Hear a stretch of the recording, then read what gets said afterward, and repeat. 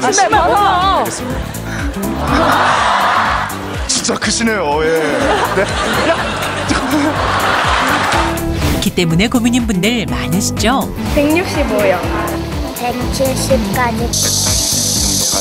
180. 요즘 아이들은 키 성장을 위해 어릴 때부터 관리를 한다는데요. 그런데 이렇게 힘들게 지켜온 키가 나이 들면 오히려 줄어든다는 사실 알고 계신가요? 단순한 노화 현상이 아닌 뼈와 척추 건강에 이상 신호일 수 있어 각별한 주의가 필요한데요. 오늘 이 시간 아주대의대 소아청소년과 황진순 교수, 고려대의대 정형외과 서승우 교수와 함께 성장기 청소년부터 성인까지 키에 대해 자세히 알아봅니다.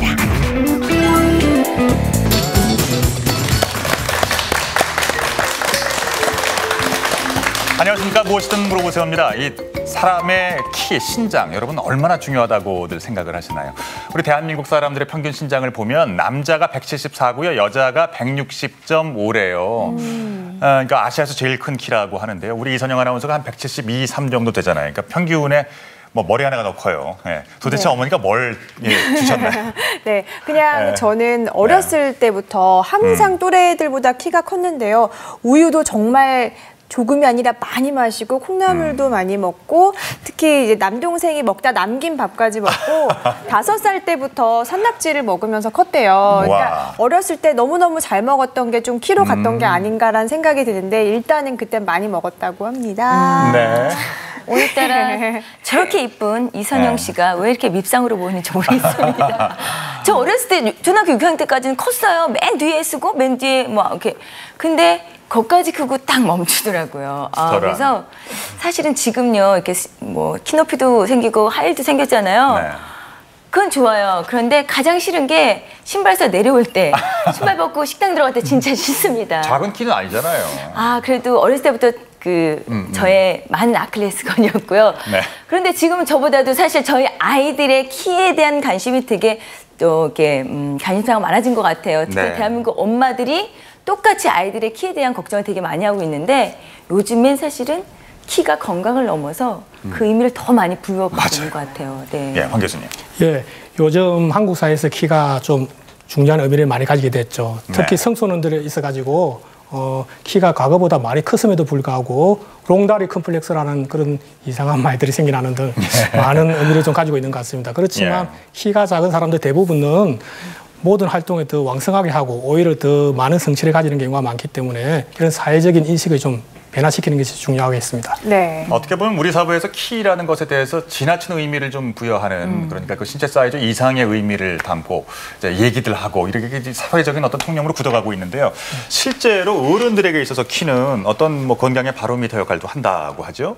예, 맞습니다. 이 키 크기는 그 우리 건강의 바로미터로도 사용이 되는데 원래 이게 키 하면은 우리들이 크는 키만 생각하지 않습니까? 네. 그런데 이제 줄어드는 키도 있어가지고 그 우리 과일도 오래되면 수분이 빠져나가서 부피가 줄어들면서 크기가 작아지듯이 사람도 노화가 되면은 그 수분이 빠져나가면서 키가 자연스럽게 조금씩 줄어듭니다. 네. 근데 문제는 키가 갑자기 줄어드는 현상, 즉 등이 굽거나 아니면 허리가 옆으로 휘어지면서 이렇게 키가 작아지게 되면은 어떤 척추의 질환을 의심할 수가 있거든요.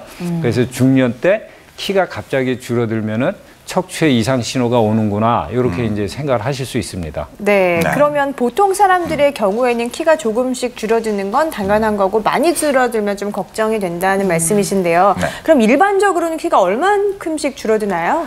예, 사람은 30대 이후에서부터 이제 키가 조금씩 줄어드는데요. 40세 이후에는 10년에 1cm 정도씩 줄어들고요. 70세가 넘으면 급격히 줄어가지고 한 2.5cm씩 또 이렇게 줄어드는데 그래서 이제 평균 보면은 한 7.5cm 정도가 줄어듭니다.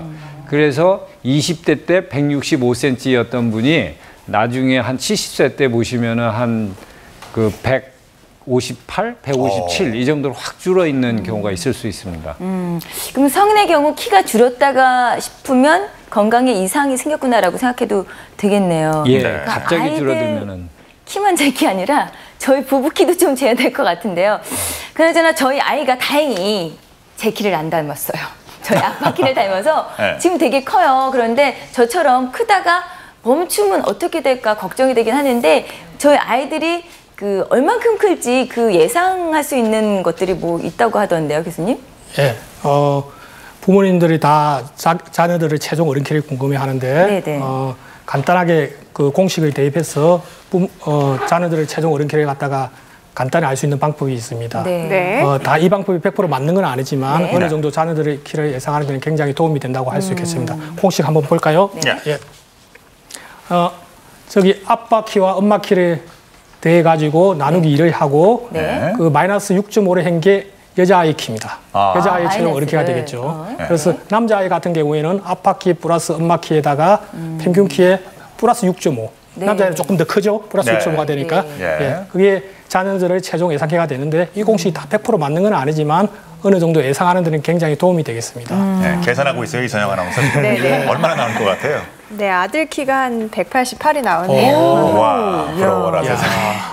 근데 이제 그 키의 성장이라는 것이 참 궁금한 것들이 많아요. 개인 차이도 많이 있는 것 같고, 그리고 뭐 남자들은 군대 가서도 컸다는 얘기도 있고요. 그리고 초등학교 때 컸던 친구들이 나중에 만나 보면은 뭐 그대로인 경우도 있고요. 교수님도 설명 좀 해주시겠어요? 예, 보통 남자아이들은 빼나이, 우리가 성장판 나이라고 이야기를 하게 되죠. 성장판 나이가 17세인 경우 성장이 멈추게 되고 여자아이들은 빼나이가 15세인 경우에 성장이 멈추게 됩니다. 쉽게 말해서 남자아이는 고등학교 3학년, 여자아이는 고등학교 1학년 정도가 되면 성장이 멈춘다고 볼 수가 있죠. 그런데 군대 가서 키가 컸다는 경우가 있던데 가끔 그런 경우는 꾸준한 운동과 스트레칭, 스트레스가 없음으로 인해 가지고 숨어있는 키가 나타났다고 할 수가 있겠죠. 우리 김혜연 씨 댁을 좀 볼까요? 여기 지금 차트가 준비되어 있던데요. 김혜연 씨 이제 키를 좀 자녀분들의 키를 예상해봤습니다. 아빠가 184cm, 엄마가 164cm. 굉장히 큰 편이죠, 이거. 그래서 이게 두 개를 대하면 한 173.5가 나옵니다. 그래서 나누기 1을 해가지고 173.5가 나오는데 남자아이 같은 경우에는 플러스 6.5를 해주면 예상 키가 180이 됩니다. 꽤 큰 편이죠. 그리고 딸아이 같은 경우에는 마이너스 6.5를 하면 167cm가 됩니다. 크다. 근데 첫째 딸 같은 경우에는 지금 167cm이니까 초등학교 6학년인데 지금 167이에요. 굉장히 큰 편이죠. 크네요. 조금 더 클 거예요. 그러니까 굉장히 이거는 아빠를 닮지 않았나 그런 생각이 듭니다. 그리고 셋째 아들도 키가 꽤 큰 편이고 둘째 딸도 키가 지금 작은 편은 아닙니다. 그렇기 때문에 다 자녀분들이 전부 다 키가 큰 편입니다. 아주 좋은 부모님들을 만난 경우죠. 그런가요? 좋은 유전자를 준 거 맞나요? 그런데 그런 것 같은데 뭔가 뭐니 해도 아이 때 그 키 성장할 때 조금 많이 이렇게 뒷바지를 해줘야지만 이렇게 좀 도움을 많이 받는 것 같은데 혹시나요? 지금 제가 혹시나 숨어있는 키가 있거나 다시 이렇게 클 수 있는 방법은 없나요? 이제? 김혜연 씨 같은 경우에 만약 오늘 충분히 저녁에 수면에 취하고 푹 자고 난 뒤에 내일 아침에 키를 재면 아마 지금 키보다 한 1.5cm 정도 더 클 수 있을 거예요. 진짜예요? 하지만 저녁 때 재면요? 저녁 때 되면 이제 우리 척추 추간판 사이에 있는 그 수분들이 빠지기 때문에 저녁에 되면 키가 한 1cm에서 2cm 정도 줄어들게 됩니다. 물 좀 주세요, 물. 물 많이 마셔야 되겠네요. 자, 이렇게 오늘은 성장기 아이들에게도 정말 중요하지만 우리 몸의 이상 신호를 감지하는 열쇠인 이 키에 대해서 알아보겠습니다. 숨어있는 키도 찾아드릴 텐데요. 방송 보시다가 궁금한 점은 전화와 인터넷을 통해서 문의해 주세요. 그러니까 특별히 이제 장신이신 분들 아니라면 대한민국 사람이라면 누구라도 평생에 한 번쯤은 키 때문에 고민들 해보셨을 것 같아요. 이번에 만나볼 사례자는요, 생각보다 아주 키가 많이 줄어든 여성분입니다. 만나보겠습니다. 줄어드는 키 때문에 고민이라는 최영자 씨를 만났습니다. 나이 먹으니까 키가 줄어들어요. 내가 죽었는데 지금 내가 좀 크지. 164였던 키는 어느새 153.3으로 10.7cm나 줄었는데요. 이것도 53.3. 대체 어떻게 된 일일까요? 2005년도부터 그렇게 아프기 시작하더라고. 꼬부라지더라고요. 그러더니 키가 좀 작아져. 허리 통증이 시작되면서 키가 줄기 시작했다는 최영자 씨. 옛날에는 높은 데 거 잘 꺼냈지. 지금은 위에 있는 거 꺼낼 생각도 못해. 그리고 힘든 거 무거운 걸 이렇게 들질 못하니까 허리가 이제 굽어가지고 불편한 게 많아. 한두 가지가 아니야. 최영자 씨의 상태를 정확하게 알아보기 위해 척추 엑스레이 검사를 진행했는데요. 최영자 씨의 상태는 어떨까요? 노인성 척추 후만증, 그러니까 허리가 굽는 병이시고요. 그러니까 어른들은 이제 연세가 드시면 자연스럽게 뼈가 약해집니다. 특히 여성에서 좀 심하게 되겠고요. 그 이유는 이제 호르몬, 그러니까 폐경이 오시면서 골질 자체가 약해집니다. 그러니까 그건 자연적인 노화의 과정의 일부라고 볼 수 있을 것 같고요. 정상 척추에 비해 최영자 씨의 척추가 많이 휘어 있는 것을 확인할 수 있었는데요. 골다공증을 예방하는 거에 일단 1차적 초점을 둬야 되고, 그다음에 이제 걸으시면 허리가 수그러든다고 하시니까 그걸 예방하기 위해서 이제 등 근육을 좀 강화시키는 게 이제 2차적인 필요한 게 되겠습니다. 네, 나도 키가 줄었는데 하고 좀 같이 고민하면서 화면을 보셨을 텐데, 특히 화면의 사례자는 10.7cm나 키가 줄으셨단 말이에요. 네, 그렇죠. 좀 걱정이 되실 법한데요. 비슷한 사례자 고민 있으세요 좀? 예. 네. 마이크를 대고. 저도 키가 줄은 것 같아요. 네, 생각보다. 네. 원래는 얼마셨는데요? 원래는 157이었어요. 네. 그러면 한번 직접 재봐야죠, 뭐 여기서. 예. 나와 보시겠어요? 네. 좀 부탁드릴게요, 교수님. 여기 우리 옛날에 요런 비슷한 거 가지고 키를 쟀었죠. 학교에서 신체 검사할 때. 네. 신발부터 원래는 157이라고 하셨어요. 예. 전 키 재는 거 제일 싫어요. 살짝 까치발 좀 하시고요. 아야. 네, 됐습니다. 예. 그래서 한 154cm 나오거든요. 3cm 줄으셨어요. 실제로. 네. 그게 아무래도 좀 영향이 있었을까요, 교수님? 예, 이제 연세 드시면은 그 뼈가 노화 현상이 일어나는데, 특히 이제 척추 디스크 사이에 있는 그 수분이 빠져나가면 척추 뼈 마디가 26개이거든요. 네. 그러면 이제 조금씩 줄어들면은 그 1mm씩만 줄어들어도 그게 2.6cm잖아요. 그게 상당히 큰 높이입니다. 네. 그래서 이제 자연적으로 뼈 노화 현상에 의해 가지고 줄어들 수도 있고, 네. 이제 연세 드시면 허리 근력이 약해지면서 허리가 옆으로 이렇게 또는 앞으로 구부정해지면서 작아질 수도 있고, 이제 척추 질환으로 이제 골다공증에서 이제 뼈가 부러지거나 아니면 척추 측만증이나 후만증 같은 게 있어도 이제 키가 작아질 수가 있습니다. 조금 좀 섭섭하긴 하지만 하여튼 저희가 이제 이 시간 함께 하시면서 숨은 키 찾아드릴게요. 네. 그래서 화면의 사례자도 그렇고 오늘 나오신 방청석의 어머니도 그렇고 키가 줄어드시는 경우에는 주는 경우에는 뼈의 노화 또는 척추 질환을 한번 의심을 해보는 게 좋다라고 하셨어요. 네. 자, 이 키가 줄었을 때 혹시 의심할 수 있는 질환에는 어떤 것들이 있나요, 서 교수님? 일단은 이제 자연 노화 현상을 의심할 수가 있는데, 만약에 이제 급격히 줄어들었다 이러면 이제 골다공증에 의한 척추 압박골절을 의심할 수가 있습니다. 그 척추 압박골절이 있으면은 이게 조금씩 주저앉기 때문에 자각 증상 없이도 이렇게 등이 구부정하게 구부러지듯이 이제 뼈가 부러질 수 있고요. 또 이제 허리가 옆으로 휘는 경우도 있습니다. 이게 척추뼈를 잡아주질 못해가지고. 그래서 요 화면에서 보시듯이 앞으로 굽는 후만증이나 옆으로 휘는 이제 측만증 같은 거를 이제 의심할 수가 있습니다. 실제로 여성분들은 측만증을 앓고 계신 분들이 많다고 하더라고요. 예. 그 여성분들 같은 경우에 이제 척추뼈를 잡아주고 있는 근육이 약하다 보니까 그냥 허리가 옆으로 쓰러지는 거예요. 쉽게 말씀드리면요. 그러니까 얼마나 줄면은 이게 이상이 있는 겁니까? 우리가 보통 한 2에서 3cm 정도 줄어들면은 그 척추 질환을 의심하게 되거든요. 근데 한 1, 2cm 정도 줄어드는 거는 아침 저녁으로 키 잴 때마다 차이가 있을 수 있습니다. 아침에 재실 때는 이제 누워 있으니까 밤에 주무신 동안에 이제 키가 늘어나요. 그리고 이제 저녁 때는 눌려가지고 키가 이제 줄어드니까 1, 2cm 정도 차이 나는 거는 괜찮은데, 한 2cm 이상 이제 차이가 난다. 그러면 이제 척추 질환을 의심할 수가 있습니다. 참 무지하게요. 저희 엄마가 제가 항상 어렸을 때 그랬거든요. 나 엄마 닮아서 키가 너무 작은 것 같아. 나 165만 컸으면 좋겠어. 했더니 나 예전엔 키 컸어. 나 키 줄었어. 그럴 때마다 제가 에이 막 이랬었거든요. 근데 정말 이게 엄마 죄송해요. 줄으셨군요. 저희 엄마 키가. 네. 특별히 어머님 같은 경우에 또 많은 주부들 같은 경우에 이제 애를 낳고 출산 때문에 출산 때문에 좀 골반이 틀어진 경우에 좀 몸이 비대칭이 돼서 그렇다라는 얘기도 많이 하거든요. 네, 어떤가요? 그 몸에 비대칭이 있으면 몸이 일단 한쪽으로 기울게 되니까 키가 이제 작게 느껴질 수가 있죠. 실제적으로 또 제 몸에는 이제 키가 조금만 옆으로 휘도 비대칭이 있어서 한 1cm 정도는 작게 나올 수가 있거든요. 네, 그럼 한번 그 제가 비대칭인지 한번 좀 확인을 해보고 싶은데요, 교수님. 제가 준비했습니다. 어떻게 그거 좀 누워서 뭐 재야 되나요? 일단은 서서 재는 방법이 있고요. 서서. 서서 이제 관찰하는 방법은 이제 앞이나 뒤에서 보셨을 때 어깨 높이가 차이가 나는지 이제 그거를 관찰하시고요.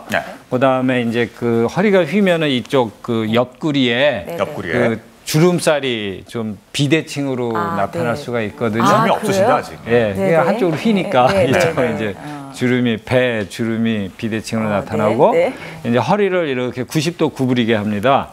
90도 조금만 더 이제 구부리시면은 측만증이나 뭐 그런 질환이 있으면 양쪽의 그 등 높이의 차이가 나타나고요. 저는 어떤가요, 교수님 지금? 지금은 괜찮으세요. 다행히도 그 이제 높이가 이제 차이 나는지를 보시고 차려 한번 해보세요.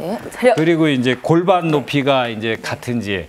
이게 이제 골반이 틀어지시면은 이 벨트 같은 거가 약간 돌아가 있는 걸 느낄 수가 있고요. 또 이제 평소에도 보면 앉아 계실 때 보면은 요 우리 명치 있지 않습니까?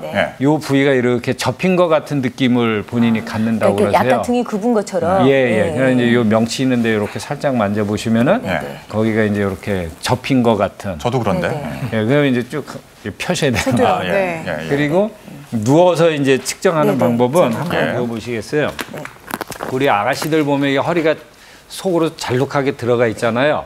그래가지고 이제 허리가 휘지 않았으면은 이 누운 상태에서 이 허리 속으로 주먹 하나가 이렇게 쑥 들어가야 되는데 이제 허리가 앞으로 굽으시다 보면 이게 뒤로 튀어나와가지고 이 등이 주먹은 이제 안 들어가고 바닥에 손이 이제 손 괜찮으세요? 이 정도면요. 이게 이제 안 들어갈 수가 있고 또 하나는 이제 골반 높이가 차이가 나게 되면서 그 다리 길이가 틀릴 수 있습니다. 어때요? 그래가지고 이제 그 다리 길이가 차이가 있는지 이렇게 그 똑바로 누운 상태에서 보면은 간단하게 볼 수 있는데 이 복숭아뼈 이 높이를 관찰해 보시면은 이게 골반이 틀어졌는지 안 틀어졌는지를 알 수 있습니다. 오늘 저는 상태가 좀 어떤가요, 교수님? 괜찮으세요. 이 다리 길이도 조금밖에 차이가 안 나시고 조금은 차이가 나긴 나요. 조금 차이 나시는데 이제 스트레칭 운동하고 하시면 좋아질 것 같습니다. 아이고 수고하셨습니다. 그렇군요. 상태가 아주 좋으시네요. 좀 허리를 숙여서 좀 비대칭을 알아보고 누워서 다리 길이를 보고 하면 알 수 있을 것 같은데요. 어른들의 경우에 그렇지만 소아청소년의 경우는 좀 어떤가요? 소아청소년에서도 허리가 굽어지는 질환이 있습니다. 비대칭일 경우에 척추가 휘어지는 척추 측만증이 있는데 그럴 경우에는 키가 굉장히 손해를 보게 됩니다. 자, 키가 줄었어요. 이제 키가 줄면 뼈의 노화를 의심하라고 했고요. 키를 그러면 지키려는 게 더 중요한 것 같아요. 6개월에서 1년마다 키를 재고요. 자세를 바꾸고 비만이 키에 그렇게 영향을 줍니까? 일단은 키가 줄어드는지 느는지 이걸 알려면 정기적으로 키를 재야지 이제 알 수가 있지 않습니까? 그러니까 1년에 한 번 6개월에나 1년에 한 번 정도 꼭 키를 재보시고요. 그게 같은 시간에 재야 돼요. 아침이면 아침, 저녁이면 저녁. 그렇게 이제 재서 키가 변화가 있는지를 관찰하시고 이거를 이제 예방하기 위해서는 그 자세를 바꾸지 않고 이렇게 구정하게 있는 거 그런 걸 피하고 이제 무거운 거 드는 거 피하고 그다음에 이제 비만 있으면 이제 무거운 거 드는 효과가 있으니까요. 그런 거 피하시고 또 허리 근육 운동 그렇게 이제 자주 하시고 그다음에 이제 그 아가씨들 같은 경우에는 너무 이 무리한 다이어트를 해가지고 오히려 이제 근육이 말라서 이렇게 이제 허리 힘이 없어서 이제 휘는 경우 그런 것들을 이제 주의하시면 됩니다. 키를 줄지 않게 하려면 그러니까 그만큼 습관이 중요할 텐데요. 키를 줄어들지 않게 하는 방법이 있나요? 그 키를 숨어있는 키를 찾아주고 또 허리를 좀 세울 수 있는 운동법을 김정열 운동 처방사께서 알려주십니다. 나와주실까요? 자, 맨발로 나오셨어요. 저도 맨발로. 알겠습니다. 자, 그럼 첫 번째 동작은요? 처음에는 천장을 보시고 누우시고요. 자, 무릎과 무릎은 주먹 하나 들어갈 정도로 벌리시고 발도 주먹 하나 들어갈 정도로 벌리시고요. 고개는 어깨 가운데 정면을 보시고 손은 엉덩이 옆에 내려놓으세요. 자, 갈비뼈를 최대한 옆으로 벌리신다고 생각하고 호흡을 크게 들이쉬고 갈비뼈 천천히 다지면서 아랫배까지 힘. 자, 이때 허리는 손바닥 하나 들어갈 정도로 네. 허리 그 망곡은 유지하시고요. 네. 다시 한번 호흡 천천히 들이쉬고 호흡 후 내쉬면서 아랫배까지 힘 주고 꼬리뼈부터 천천히 한 마디씩 들어서 옆에서 봤을 때 척추가 일직선 되게 유지하시면 됩니다. 이거 힘들겠다. 자, 이 상태에서 골반 강화 운동 그대로 오른쪽 골반만 쭉 내려주시고요. 예. 다시 왼쪽 골반 쭉 내려주시고 이렇게 다리 흔들지 말고 엉덩이만 쭉 네. 내려주시고 다시 반대쪽으로. 와, 김혜영 씨 상당히 잘하시는데. 네, 역시. 등부터 천천히 한 마디씩 내려주시고요. 다시 호흡 천천히 들이쉬고 호흡 후 내쉬면서 아랫배까지 힘. 오른쪽 다리 쭉 가슴 쪽으로 당겨서 아랫배 계속 힘 준 상태 유지하시고 발바닥은 내 쪽으로 당겨주시는 거죠. 당겨주시고요. 다시 반대쪽 다리 호흡 들이쉬고 후 내쉬면서 아랫배 힘 주시고 그대로 가슴 쪽으로 당겨주시고요. 다시 호흡 천천히 들이쉬고 후 내쉬면서 양쪽 무릎 가슴으로 그대로 일어나셔서 양쪽 무릎 잡고 그대로 힘 주고 누웠다가 앉는 걸 반복하시면 돼요. 하나, 이렇게. 일어나. 어깨 쭉 펴고 다시 네. 쭉 펴고 한 연세가 번만 더. 있으신 경우에는 이 동작은 조금 무리가 가면 안 해도 괜찮을까요? 네, 이거는 안 하셔도 되고요. 예. 사실 호흡만 해도 운동이 많이 되시거든요. 갈비뼈 충분히 벌리시고 호흡 내쉬면서 아랫배에 힘 주시는 동작 유지하시면 돼요. 네, 두 분 수고 많으셨습니다. 네. 예. 그냥 운동을 하셔서 그런지 굉장히 잘 따라서 하시죠. 예. 지금 시각이 10시 21분 지나고 있습니다. 사실 이제 우리 사랑하는 아이들, 또래들보다 좀 더 키가 컸으면 좋겠는데 이건 뭐 욕심일 수도 있겠지만은 부모의 마음은 마찬가지인 것 같아요. 자녀의 키 때문에 고민인 부모님도 한번 만나보겠습니다. 자녀의 작은 키 때문에 고민이라는 김옥화 씨를 만나봤습니다. 미숙아로 태어나서 또래보다 많이 작더라고요. 어린이집 가고 유치원을 갔는데 큰 애들하고 심지어는 머리 하나가 차이가 나게 작더라고요. 그래서 너무 고민이 많이 돼가지고. 한눈에 봐도 또래 아이들보다 작아 보이는데요. 혹시 작아서 불편한 점은 없을까요? 높은 데 있는 거 못 드는 거. 성준이 키 얼마나 크고 싶어요? 아빠만큼 크고 싶어요. 아빠만큼 컸으면 좋겠다는 성준이. 성준이의 키를 한번 재봤는데요. 만 6세 성준이의 키는 109.5cm. 혹시 몸에 이상이 있어 키가 자라지 않는 건지 골밀도 검사와 체열 검사를 진행해봤습니다. 과연 결과는 어떨까요? 성준이 같은 경우에는 이제 성장호르몬 분비는 정상이지만 키가 100명 중에 1번의 키로 특발성 저신장에 해당하거든요. 그래서 사실은 성준이는 성장호르몬 치료가 필요한 상태입니다. 성준이는 만 6세 평균 키보다 약 8cm가 더 작은데요. 성장을 촉진시키는 성장 호르몬 치료가 필요한 상태. 성장 호르몬 치료는 성장판이 닫히기 전, 즉 어릴 때 치료를 시작해야 가장 효과적이라는데요. 만약에 치료를 안 하거나 치료 시기를 놓친다 그러면은 최종 성인 키가 많이 떨어지게 되는 거죠. 환경적 요인으로는 숙면을 취하는 게 굉장히 중요합니다. 우리가 숙면을 취할 때 성장 호르몬 분비가 잘 되거든요. 성준이는 앞으로 1년 동안 성장 호르몬 치료를 받아보기로 했습니다. 초등학교 내년에 들어가거든요. 줄을 세웠을 때 좀 제일 앞이지만 그래도 앞자리에서 많이 좀 차이가 안 났으면 좋겠어요. 네, 요즘 방학이라 아이들이랑 함께 있는 시간들이 참 많으실 텐데요. 우리 아이 키는 얼마나 되는지 한번 확인하시고 미리미리 잘 생각해 보시는 게 도움이 될 것 같습니다.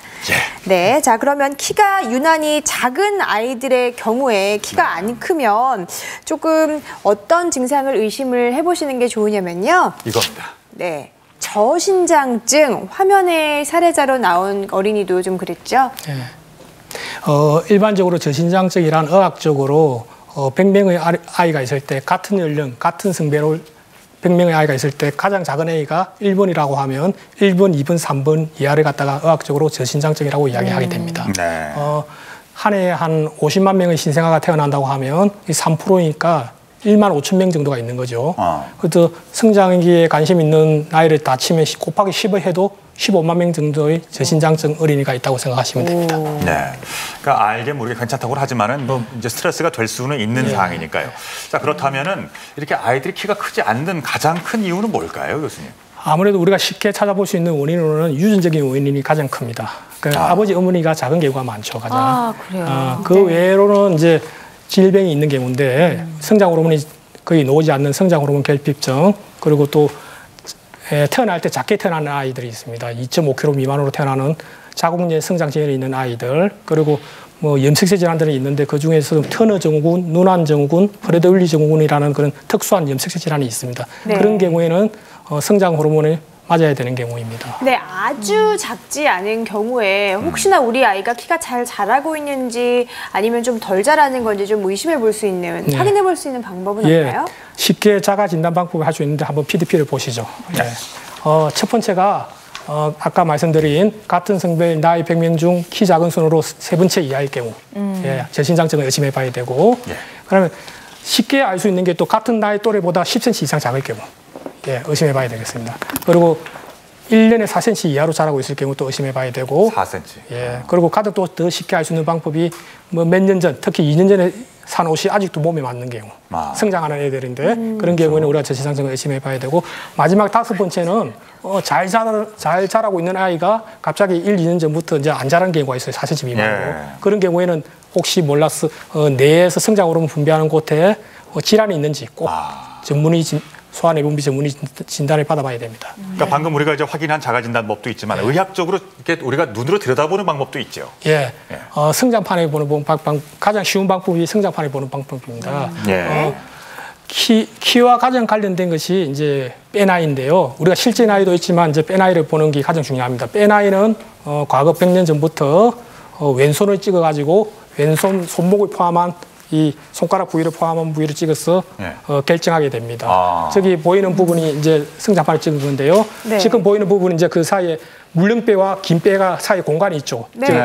그 부분이 성장판입니다. 그런데 저 부분이 이제 열려 있어야 키가 크는 것이고요. 차차 나이가 들면서 맨 마지막에 있는 닫힌 부분, 붙어 있는 부분, 꽉 차 있는 부분 저건 이제 성장판이 닫힌 경우예요.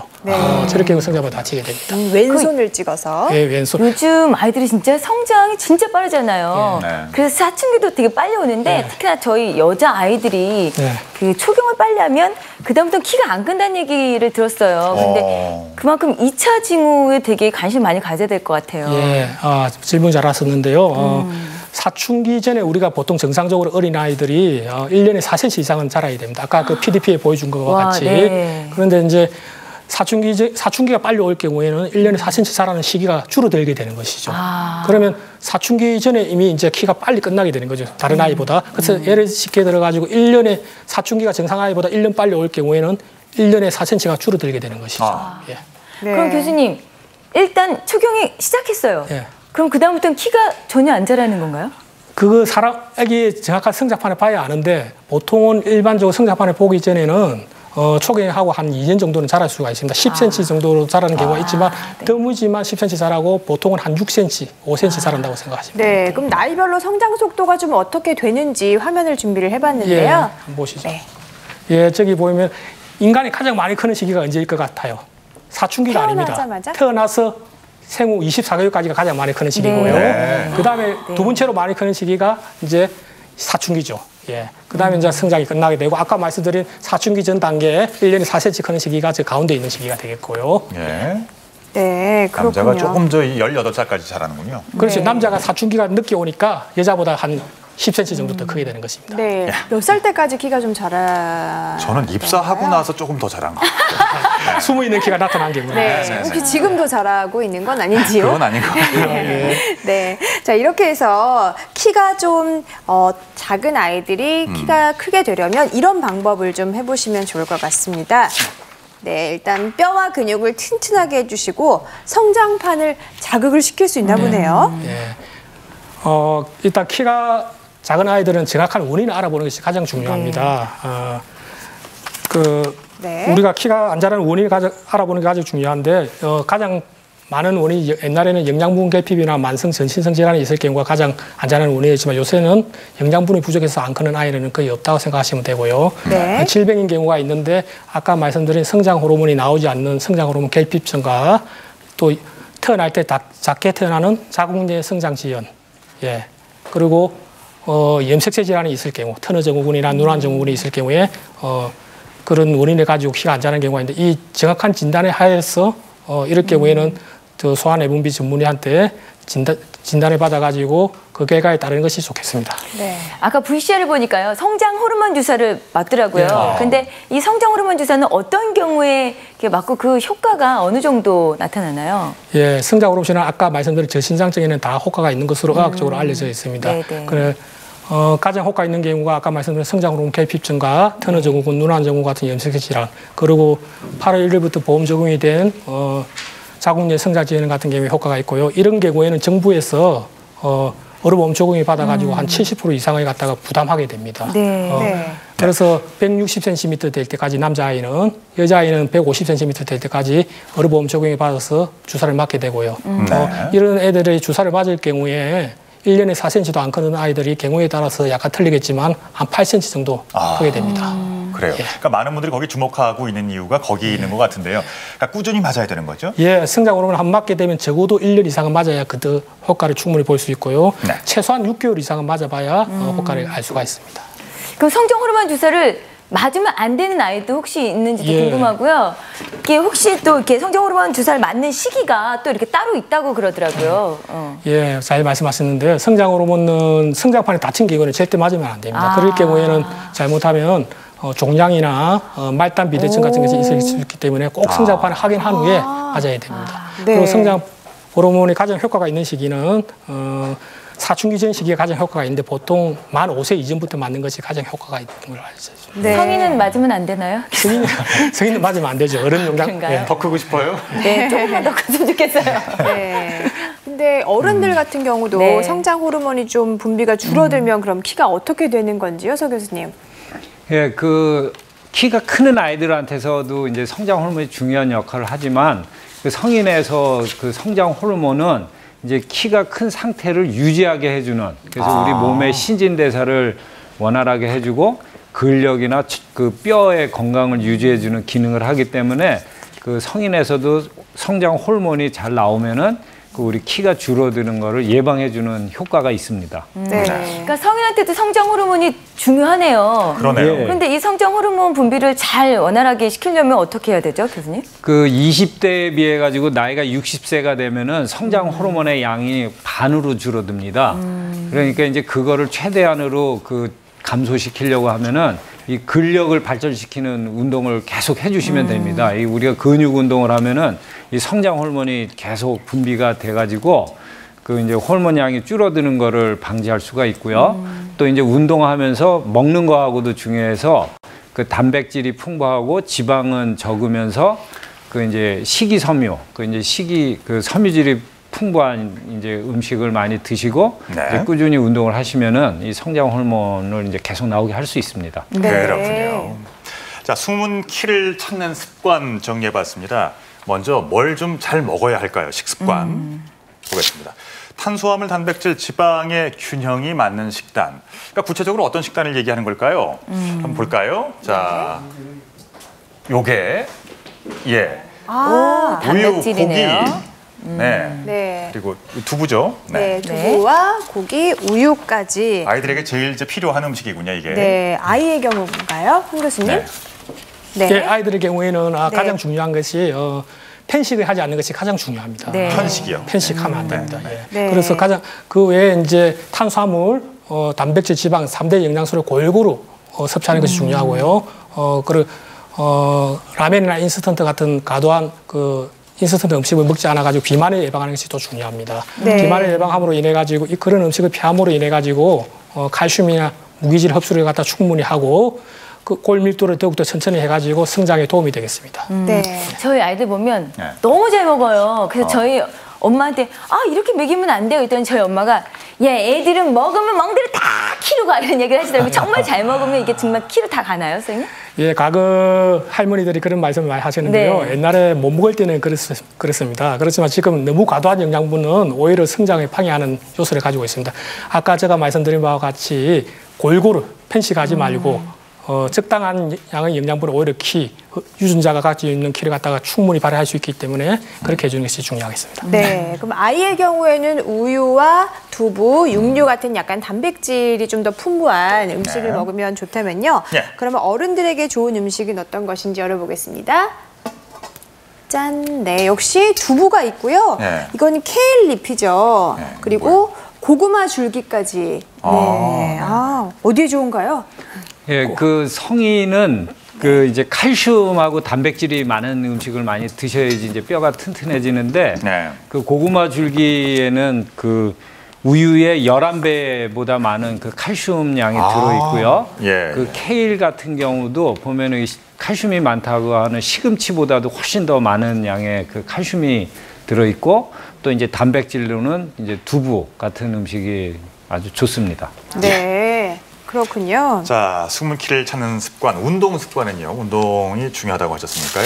아이는 성장판을 자극하고 성인들은 뼈와 근육을 튼튼하게. 뭐 이제 유산소 운동을 말씀하시는 건가요? 아니면? 예, 모든 유산소 운동은 아이들에게 다 좋습니다. 성장판을 자극하고 뼈와 근육을 튼튼하게 해주는데요. 특히 이제 주 3일 해야 되고 한 번 할 경우에는 30분 이상을 꾸준히 해주는 것이 좋습니다. 네, 그 아이들 데리고 막 뛰어노시면 좋을 것 같아요. 예. 네. 박 교수님. 예, 그 성인에서는 그 이제 간단한 근육 운동 같은 거 팔굽혀펴기 운동이나 뭐 계단 오르기 내리기 해서 이제 이 다리 근육을 강화시켜 가지고 척추를 바로 세우는 기립근을 강화시키고 이제 특히 허리만 신경 쓰지 마시고 다리 나이 드시면 다리가 O자형이 돼가지고 이렇게 또 주저앉듯이 작아질 수도 있거든요. 그러니까 이제 다리 근육 강화하는 그 운동을 해주시는 게 좋습니다. 예방할 수 있는 거예요, 운동으로? 예, 그건 예방이 가능합니다. 네, 어떻게 보면은 아이와 어른은 그 키가 크는 원리가 조금은 다르지 않나 운동 방법이나 식습관 같은 경우에 그런 생각이 좀 들었는데요. 이번에는 키를 크게 하는 운동을 또 역시 김정열 운동차관과 함께 배워보겠습니다. 네. 저희가 한번 따라서 해보자고요. 네. 좋아요. 자, 키를 지키는 운동입니다. 네, 좀 크게 하는 운동이죠. 네. 마음이 좀 급했어요. 저 키 조금만 컸으면 좋겠어요. 성장에 도움이 되는 운동을 하려면 모든 마디마디를 늘리면서 버틴다는 생각으로 운동을 하시는 게 제일 좋고요. 그다음에 일단 무릎 꿇고 내발기기 자세에서 손은 약간 무릎 쪽으로 당기시고요. 자, 배에 힘줘서 등을 둥글게 최대한 척추 늘리면서 고양이 모양처럼 이렇게. 그다음에 손 약간 앞쪽으로 기어가서 허리 아래로 당기시고 이때 배는 계속 힘 준 상태로 유지하시고 그대로 앞으로 기어가서 옆에서 봤을 때 일직선이 되게 버티시고요. 그렇죠. 배는 계속 당기고 그 상태 유지한 채로 그대로 팔 구부리고 상체 들어서 천천히 앞에 보세요. 척추를 뒤로 늘린다고 그 코브라 자세라고 하는. 그다음 엉덩이 뒤로 보내서 어깨 쭉 늘려주시고.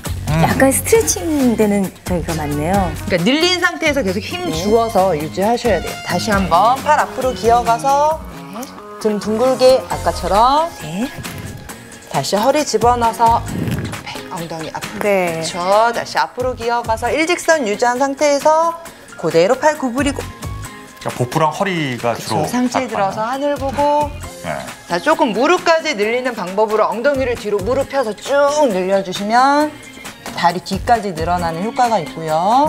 그대로 다시 엉덩이 바닥에 팔 앞으로 쭉 뻗으셔서 슈퍼맨 자세. 자, 이것도 마찬가지 손가락 마디 끝부터 발가락 마디 끝까지 늘린다고 생각하고 그죠? 그 상태 그대로 오른쪽 팔 왼쪽 다리 들어서 등 근육 운동 해주시는 건데요. 오른팔 반대.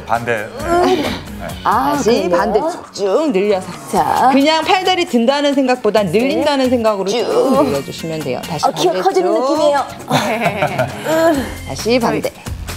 지금 특별히 아이들한테도 좋은 체조이긴 하지만 방송 보시는 시청자 여러분들 좋을 텐데 한 번씩 동작 짚어주시겠어요? 한 동작씩 끊어서요. 먼저 고양이 등 둥글게 척추 마디마디 늘려준다는 생각으로 다시 반대쪽 내려주시고 이게 한 동작이고요. 다시 앞으로 기어가서 그다음에 이제 두 번째 동작입니다. 그대로 일직선 유지한 상태에서 팔 구부리고 두 번째 동작은 허리를 세워주고 하늘 보고 네. 엉덩이 뒤로 보내서 어깨 늘리면서 자, 척추 쭉 이게 세 번째 늘려주시고. 동작이고요. 자, 어깨 늘려주시고. 그대로 앞으로 슈퍼맨 자세. 슈퍼맨 자세가 네 번째 동작. 쭉쭉쭉쭉쭉. 그대로 늘린 상태에서 오른쪽 팔, 왼쪽 다리 늘리면서 주시고요. 다섯 번째 동작. 이때 팔이 바깥쪽, 어깨 바깥쪽으로 나가지 않게 내 눈앞에 일직선이 되고 다시 반대쪽 쭉 늘려주시고. 네. 그대로. 시원하세요? 야, 은근히 이게요 쉬울 것 같죠? 쉽지는 않은 것 같아요. 아이고, 수고하셨습니다. 네. 그러니까 163에서 지금 165 정도 된 것 같아요. 한 20 정도. 좀 늘어난 느낌이 드나요? 네. 근데 저는 궁금한 게 사실 네. 아침에 일어나면 좀 몸이 찌뿌듯해서 저는 저 고양이 자세라고 하는 자세를 하면서 일어나긴 하거든요. 근데 저 운동 같은 저 스트레칭 동작을 아침에 일어나서 바로 해도 괜찮은가요? 아니면 자기 전에 하는 게 좀 더 도움이 될까요? 아침에 일어나서 하는 것도 키의 성장에 스트레칭에 도움이 되고요. 저녁에 네. 자기 전에도 해주는 게 좋겠습니다. 아침 저녁으로 아침 다. 저녁으로. 예. 그게 비결이었군요. 네. 도움이 평생을 그 체조를 되는 해봤대요. 거였군요. 이번에는요, 그 아이와 어른이 함께 할 수 있는 운동이라면 더 좋겠죠. 화면으로 준비해봤습니다. 어떻게 해야 될까요? 엄마 나 이거 하면 키 커지는 거야? 이거 하면 키가 커. 엄마가 도와줄게. 한서야, 엄마 다리에다가 올려봐. 이렇게? 손을 주세요. 엄마가 키를 키워줄게. 숨은 키 키워주는 스트레칭. 마주보고 앉아 서로의 다리를 양쪽으로 벌린 후 두 손을 잡고 좌우로 움직이면서 요트가 물 위에서 움직이는 모습을 표현합니다. 두 번째, 코끼리 코 만들기. 나란히 서서 손으로 코끼리 코를 만들고 무릎을 살짝 구부린 후 한쪽 다리를 들어서 반대쪽 다리 위에 올린 다음 10초 정도 버티세요. 세 번째, 산 만들기. 한서야, 한서 얼굴 보인다. 엄마 얼굴 보인다. 등을 맞대고 선 다음 상체를 수그려 손바닥을 바닥에 대고 엉덩이를 위로 들어 올려 산을 만드세요.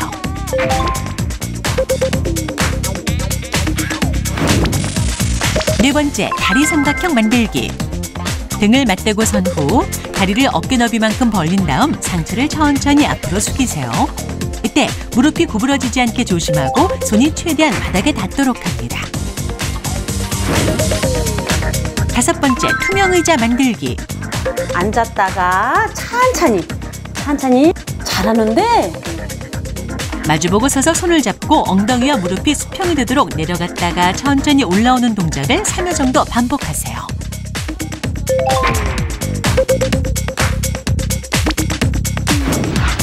하루 10분 간단한 스트레칭으로 숨은 키도 찾고 건강도 지켜보는 건 어떨까요?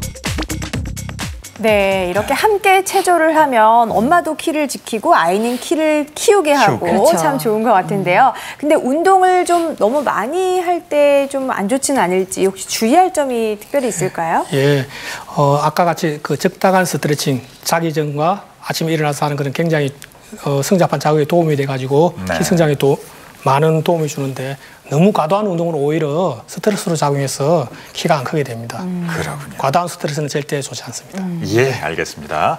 자, 숨은 키를 계속 찾겠습니다. 이제 수면 습관, 잠을 잘 자야지 잘 자란다고 하잖아요. 네. 아이는 저녁 10시부터 11시 전에 자라. 성인도 숙면을 취하라. 수면에 드는 시간이 그렇게 중요하다. 네. 예, 성장 호르몬은 굉장히 수면과 밀접한 관계를 가지고 있습니다. 특히 아이들은 성장 호르몬에 의해서 키가 크게 되는데 우리 성장 호르몬은 하루 중 일정하게 분비되는 것이 아니고 PDP를 한번 보여주시죠. 네. 저렇게 성장 호르몬이 나오는 분비 그래프를 보여주는 것인데 뭐 일중 변동성을 가지고 있습니다. 주로 밤 사이에 폭이 넓게 많이 나오고요. 이른 아침에도 또 나오게 됩니다. 늦잠을 자야겠네요, 그러면. 10시부터 3시까지 좀 많은데요? 아니, 그러니까 저거를 보시면 9시에 수면 습관을 어떻게 해야 되는가 하면 네. 대체로 이제 성장 호르몬이 아까 저 그래프에 보다시피 밤과 이른 아침 사이에 많이 분비되므로 깊은 수면에 가질 경우 또 많이 분비를 되거든요. 숙면을 취할 경우. 예. 그래서 나이에 따라 다르겠지만 초등학교 저학년은 10시 전에 그리고 초등학교 고학년이나 중학교까지는 밤 11시 전에는 자는 습관을 가지는 게 아마 그 키 성장에 도움이 되지 않을까 생각을 하고 있습니다. 예, 서 교수님. 그 성인이 돼서도 이제 잠자는 게 중요한데요. 잠이 안 오시니까 그 이제 주무시기 전에 술을 한 잔 주무시는 분들이 많은데 그거는 이제 위에 오히려 더 부담이 되고 나쁜 습관이 되니까 그건 하지 마시고 이제 좀 저녁 시간에 바로 또 자기 직전에 운동을 너무 많이 하시면 이제 활성화가 돼가지고 오히려 또 잠이 안 오세요. 그러니까 좀 저녁 시간쯤에 이렇게 가벼운 운동을 하셔가지고 깊은 숙면을 취할 수 있게 해주시는 게 좋습니다. 네. 할머니들이 보통 이렇게 아이들이 손자 손녀가 이뻐가지고요, 제가 업어주잖아요. 네. 그럼 이런 뼈 건강에도 해치고 그리고 또 키 큰데도 해가 된다는 얘기가 있는데 이게 진짜인가요? 맞아, 다리 휜다 그랬어요. 네. 네, 실제로 그렇지 않습니다. 네. 할머니들이 한 업어주봐야 하루 종일 업어주는 건 아니잖아요. 그래 하루에 몇 시간 뭐 짧으면 1시간 이내에 업어주는데 그건 오히려 애들 정서 발달에 더 도움이 될 거예요. 네. 네. 아, 오늘 이렇게 또 보여드리고. 그러니까 요즘에 우리 그 패션몰 같은 거 보면은 필수품이 있어요. 남자들 깔창. 그 여자도 하이힐들을 사실 많이 신잖아요. 네. 이게 괜찮을지 좀 많이 걱정하시더라고요. 예, 하이힐을 신으시면은 이 배가 앞으로 이제 엉덩이는 뒤로 빠지고 배는 앞으로 나오고 이 등은 구부정한 그 자세가 취해지게 되는데 이런 자세가 오래되면 이게 등이 구부정한 자세가 돼서 오히려 키가 낮아지는 효과가 있으니까 그런 건 이제 피하시는 게 좋습니다. 네, 참 어찌나 참 이 키 가지고 우리들이 신경 많이 쓰는지. 그래도 하이힐을 포기하기 싫어요. 하이힐을 실 거야. 참 우리 한국 사람들의 신체 사이즈 이상의 그 의미를 생각하고 있는 키에 대해서 그 고민 해결법까지 알아봤는데요. 끝으로 당부 말씀 부탁드리겠습니다.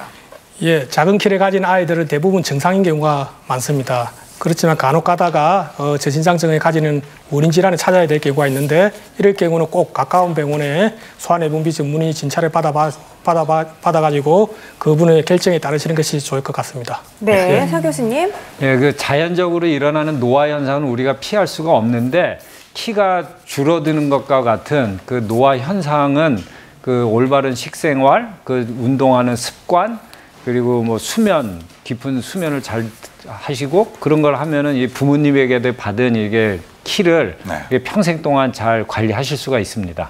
네. 자, 저희가 오늘 준비한 방송은 여기까지고요. 다음 주 방송 예고해 드립니다. 남녀노소에게 매일 사랑받는 반찬 중 하나인 달걀. 아미노산, 비타민, 무기질이 풍부해서 원기 회복, 시력 개선, 치매 예방에 도움을 준다는데요. 네, 다음 주 이 시간에는 달걀의 효능과 달걀에 얽힌 오해와 진실, 또 달걀 요리를 더 맛있게 하는 방법까지 알아보겠습니다. 장조림이네요, 아까 그렇죠? 네. 주말과 휴일 잘 쉬시고요. 월요일에 뵙겠습니다. 고맙습니다.